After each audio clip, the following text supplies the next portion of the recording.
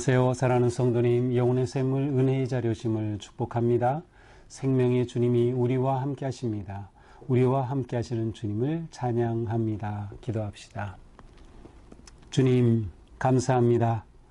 오늘도 주님의 말씀을 읽고 또 묵상하고 들을 때 성령님, 저의 마음을 열어주시고 주시는 말씀 아멘 아멘 응답하며 잘 받아들일 수 있도록 또 우리의 눈을 마음을 열어주셔서 말씀에 담긴 하나님의 마음과 음성을 밝히 알아들을 수 있도록 인도하여 주시옵소서.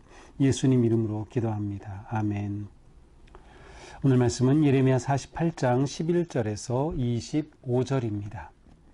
모압은 젊은 시절부터 평안하고 포로도 되지 아니하였으므로 마치 술이 그 찌꺼기 위에 있고 이 그릇에서 저 그릇으로 옮기지 않은 같아서 그 맛이 남아있고 냄새가 변하지 아니하였도다. 그러므로 여호와께서 말씀하시니라. 날이 이르리니 내가 술을 옮겨 담는 사람을 보낼 것이라. 그들이 기울여서 그 그릇을 비게 하고 그 병들을 부수리니 이스라엘 집이 베델을 의뢰함으로 수치를 당한 것 같이 모압이 그 못으로 말미암아 수치를 당하리로다. 너희가 어찌하여 말하기를 우리는 용사요 능란한 전사라 하느냐. 만군의 여호와라 일컫는 왕께서 이와 같이 말하노라. 모압이 황폐하였도다. 그 성읍들은 사라졌고 그 선택받은 장정들은 내려가서 죽임을 당하니 모압의 재난이 가까웠고 그 고난이 속히 닥치리로다. 그의 사면에 있는 모든 자여 그의 이름을 아는 모든 자여 그를 위로하여 말하기를 어찌하여 강한 막대기 아름다운 지팡이가 부러졌는고 할지라. 디본에 사는 딸아 내 영화에서 내려와 메마른 데에 앉으라. 모압을 파멸하는 자가 올라와서 너를 쳐서 내 요새를 깨뜨렸음이로다. 아로엘에 사는 여인이여 길 곁에 서서 지키며 도망하는 자와 피하는 자에게 무슨 일이 생겼는지 물을지어다. 모압이 패하여 수치를 받나니 너희는 울면서 부르짖으며 아르논 가에서 이르기를 모압이 황폐하였다 할지어다. 심판이 평지에 이르렀나니 곧 홀론과 야사와 메밧과 디본과 느보와 벳디블라라다임과 기리아다임과 벳가물과 벳무온과 그리옷과 보스라와 모압 땅 원근 모든 성읍에로다. 모압의 뿔이 잘렸고 그 팔이 부러졌도다. 여호와의 말씀이니라. 아멘. 자, 48장은 전부 이제 모압의 멸망에 관한 그러한 예언의 말씀입니다. 굉장히 긴 그런 말씀이죠. 이제 뒤에 가서 보면 이제 50장부터는 마지막으로 바벨론에 관한 말씀이 나오는데 이제 그 바벨론에 관한 말씀이 제일 긴 내용입니다. 또 그것 못지않게 이 모압에 관한 그러한 그 말씀도 아주 길게 나오고 있습니다. 자, 오늘은 이제 11절부터 보게 되는데요. 자, 11절에서는 이제 모압이 어떠한 나라였는가를 잘 보여줍니다. 젊은 시절부터 평안했다. 포로로 되지 아니하였다. 술이 찌꺼기 위에 있고 이 그릇 저 그릇에서 옮기지 않은 것 같아서 맛이 남아있고 냄새가 변하지 아니하였다. 자, 이것은 모압이 안정된 또 평안을 누리는 그러한 나라였음을 보여줍니다. 물론 모압의 실제적인 역사를 볼 때 이것은 이제 모압의 초기의 모습이라고 볼 수 있는데 이 젊은 시절부터 평안한 겁니다. 그러니까 나라가 평안하다는 것은 그 국민들에게는 자부심이 있는 것이죠. 술이 찌꺼기 위에 있다. 또 이 그릇 저 그릇을 옮기지 않았다. 모압이 평안했다는 것은 또한 이 나라 저 나라 포로로 잡혀가지도 않고 그와 같은 초기의 시기를 보냈다는 것이에요. 그래서 그 냄새가 변하지 않고 그대로 있다. 향기가 변하지 않고 원래 그 나라의 모습을 잘 보존하고 있는 그런 모습이죠. 그러나 이것은 동시에 12절에 보니까 날이 이르니 내가 술을 옮겨 담는 사람을 보낼 것이라. 자, 이것은 술을 옮겨 담는다. 예, 술이 이제 잘 익으면은 이제 병에다 담게 되겠죠. 그래서 옮겨 담는 사람을 보낼 텐데 지금까지는 이게 아무도 건드리질 않아서 가만히 있었어요. 그래서 술 찌꺼기, 그 찌기가 위에 그대로 있는 상태였어요. 그러나 이것이 다 걷어지고 옮겨 담는 사람을 보낼 텐데 그때 그릇을 기울여 가지고 그것을 다 비게 하고 옮겨 담는 그 병을 다 부숴뜨릴 것이다 라는 겁니다. 그러니까 결국 모압은 평안한 것 같지만 그러나 이것이 끝이 아니다. 하나님께서 이 모압을 심판하신다는 거예요. 모압이 병이 부서지듯 그렇게 깨진다. 모압이 망할 것이라고 하는 그러한 지금까지의 평안의 종말을 고하는 그러한 심판의 메시지입니다. 어쩌면 술이 그 찢기 위해 그대로 있다는 것에 대한 해석은 좀 여러 가지인 것 같은데요. 그 중에 하나는 하나님께서 그동안 징계를 하지 않았기 때문에 그대로 악이 남아있는 그런 모습을 비유하는 것으로 보기도 합니다. 그러니까 평안하다, 괜찮다 하면서 그 나라가 지금까지 괜찮게 잘 선 것 같지만 그것은 단지 하나님께서 가만히 계셨기 때문이다. 이제 하나님께서 그들을 옮기신다는 거예요. 그들의 손을 쓰신다는 거죠. 그래서 옮겨 담는 사람이어서 술을, 포도주를 잘 익은 것을 이렇게 병에 옮기지만 그것을 깨지는 것처럼 이 모압은 결국 멸망하게 될 것을 말해줍니다. 자, 그러면 왜 이러한 멸망이 옵니까? 13절이죠. 이스라엘 집이 베델을 의뢰함으로 수치를 당한 것처럼 모압이 그못으로 말미암아 수치를 당할 것이다. 자, 이스라엘이 베델을 의뢰하였다. 자, 이스라엘이 베델과 또 단이라고 하는 그곳에 송아지와 같은 신상들을 만들어 놓고 우상을 섬기고 숭배하였어요. 그래서 하나님께서 굉장히 진노하신 거죠. 그래서 그들이 결국 멸망하고 수치를 당한 것처럼 북이스라엘은 이미 그렇게 멸망하고 말았죠. 이제 남유다도 이제 완전히 멸망의 시점에 와 있어요. 그렇게 된 것처럼 모압도 그모스로 말미암아 그렇게 된다. 그모스는 이제 어제 본문에서 잠깐 언급했죠. 바로 이 모압 사람들이 섬기던 신이 그모스 신이었어요. 그들이 우상을 섬기고 하나님을 섬기지 아니한 것에 대한 심판이라고 볼 수 있어요. 아니 이스라엘이 아닌데 무슨 하나님을 섬기느냐라고 할 수 있겠지만 어제도 잠깐 말씀드린 것처럼 모압과 암몬은 아브라함의 조카였던 롯의 후손이에요. 그러니까 이스라엘의 친족 국가가 된 셈이죠. 또 맨 아래쪽에는 에돔이라는 나라도 있어요. 에돔은 에서가 조상이 되는 그러한 나라죠. 그러니까 야곱의 형이었던 에서니까 결국 이들도 이스라엘과 형제 국가인 셈이에요. 그러니까 요단 동편에 있는 이 나라들, 이스라엘 백성들과 다 관계가 있는 그런 나라들인데 그들이 자기 중심에 빠진 거예요. 우상에 빠진 거죠. 더 나아가서 그들은 교만하기 그지없었어요. 14절에 나타납니다. 너희가 어찌하여 말하기를 우리는 용사다, 능란한 전사다, 능한 군사다. 바로 그들이 스스로에 대해서 그렇게 자랑하는 것입니다. 모압이 교만에 빠져 있는 거죠. 왜? 그렇게 평안하다 보니까 자기들이 최고인 줄 아는 거예요. 이때 만군의 여호와라 일컫는 왕께서 말씀하신다. 이제 하나님께서 그들에 대해 말씀하십니다. 모압이 황폐하였도다. 여기서는 이미 황폐한 것으로 그렇게 선포하죠. 그 성읍들은 사라졌다. 선택받은 장정들, 용사들은 다 죽임을 당했다.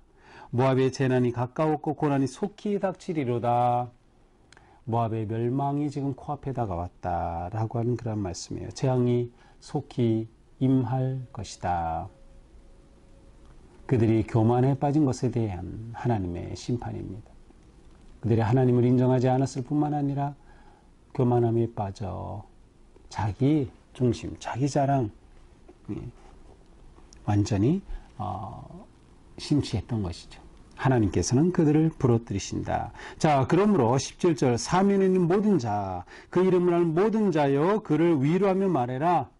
그러니 모압 주변에 있는 모든 자들아 모압을 위로하면서 말하라. 이건 정말 위로하라라는 그런 의미라기보다는 아주 슬퍼 애통하며 말하라는 거예요. 왜? 모압이 망하고 완전히 사라질 것이기 때문에, 멸망할 것이기 때문에 슬프게 말하라는 거예요.